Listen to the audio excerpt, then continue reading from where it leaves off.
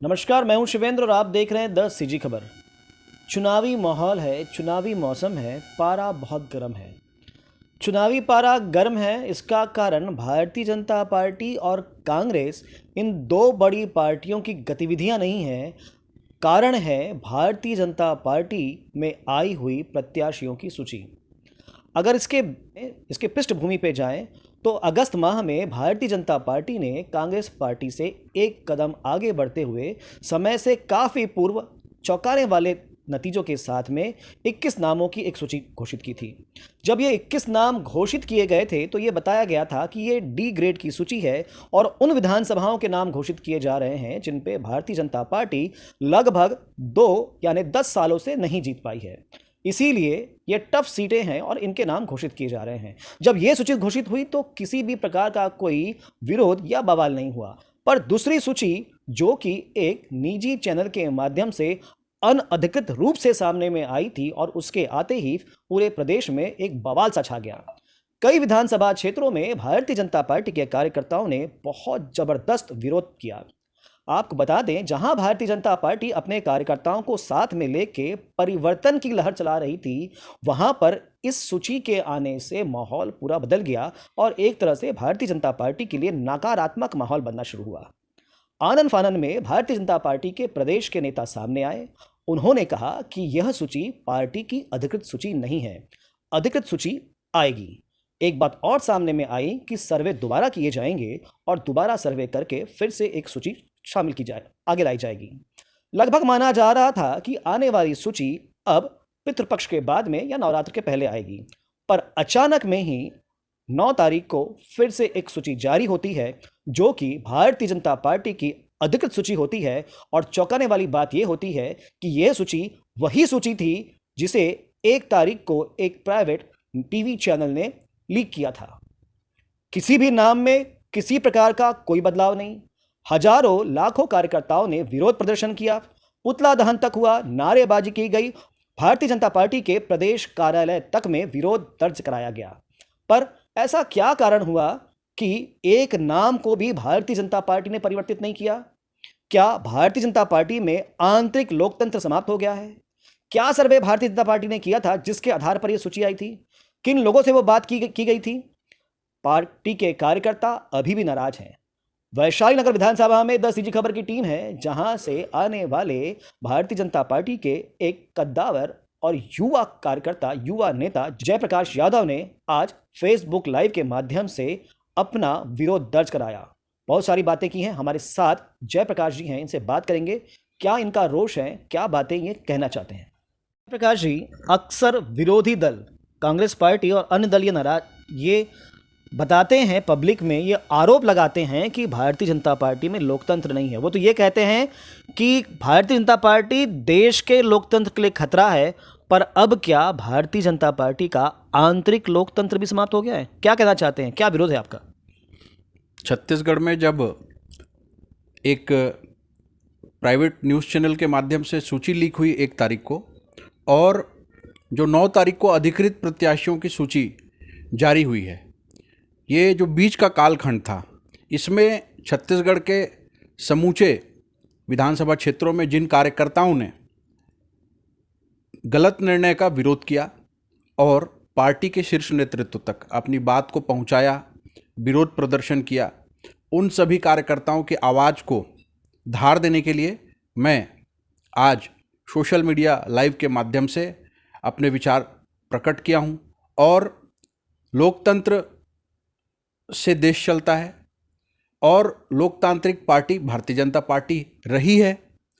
इसी विश्वास के साथ लाखों कार्यकर्ता पूरे छत्तीसगढ़ में भारतीय जनता पार्टी को समर्थन करते हैं, दिन रात मेहनत करते हैं और अपने प्रत्याशी को जिताते हैं। परंतु भारतीय जनता पार्टी के प्रत्याशी के रूप में यदि कोई फूल छाप कांग्रेसी टिकट पाकर आ जाता है और इठलाता है और इतराता है, तो वो सब निष्ठावान कार्यकर्ताओं की भावना आहत होती है, जिन्होंने जीवन जवानी लगाई है और खून और पसीना इस पार्टी के लिए लगाया है। उन सभी वरिष्ठ भाजपा के कार्यकर्ताओं का भी ये अपमान होता है, जिन्होंने एक विचारधारा की खातिर अपने पूरे जीवन की आहुति इस दल को दे दी है। माँ भारती के लिए काम करने वाले ऐसे हजारों और लाखों कार्यकर्ताओं की भावना आहत हुई है। उसी कड़ी में एक कार्यकर्ता मैं भी हूँ, जिसकी भावना विधानसभा वैशाली नगर के निर्णय से आहत हुई है।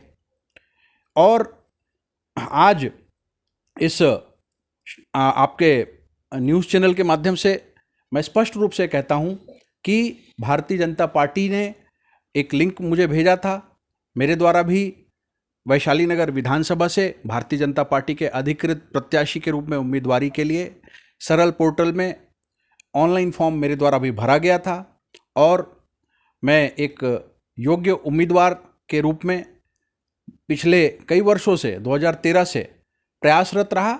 राजनीतिक दल में कार्यकर्ताओं की इच्छा होती है, हर कोई टिकट मांगता है, टिकट एक को मिलती है और यदि वो भाजपा का कैडर का कार्यकर्ता है तो हम उसके लिए झंडा उठा लेते हैं। जिस प्रकार विद्यारतन भसीन जी हम सबके दिवंगत नेता रहे 2013 में, 2018 में दोनों बार। मेरा नाम ना आने पर भी मैंने उनके पक्ष में समर्थन किया, गली गली मोहल्ले मोहल्ले घूमकर उनके लिए प्रचार किया, नुक्कड़ सभाओं में मैंने भारतीय जनता पार्टी का पक्ष रखा और हम दोनों बार विजयश्री हासिल करके आए।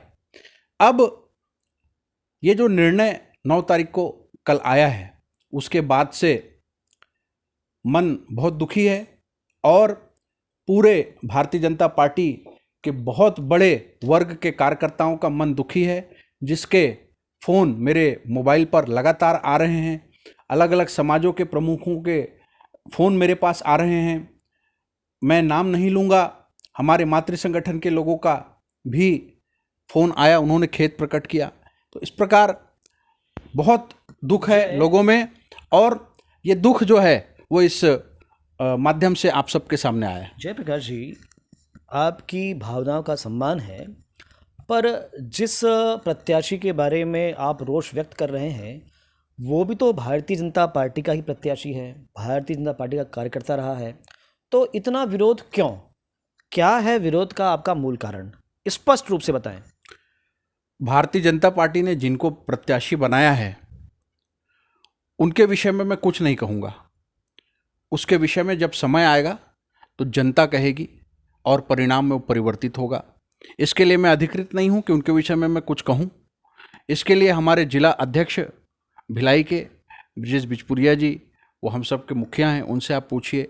और उस प्रत्याशी के बारे में मैं कुछ नहीं कहूँगा, पर मैं इतना ज़रूर कहता हूँ कि बी फार्म जब तक नहीं आ जाता तब तक मैंने ये संकल्प लिया है, जन भावनाओं के अनुरूप, कार्यकर्ताओं की भावनाओं का आदर करते हुए और जन समुदाय के भावनाओं का आदर करते हुए, कि मैं नामांकन भारतीय जनता पार्टी से दाखिल करूंगा और पार्टी शीर्ष नेतृत्व से सादर करबद्ध प्रार्थना करूंगा कि आप पुनर्विचार करें, ये सीट कहीं कांग्रेस की झोली में ना चला जाए, इसके लिए निर्णय को बदल दें और मुझ पर एक बार विश्वास अवश्य जताएं।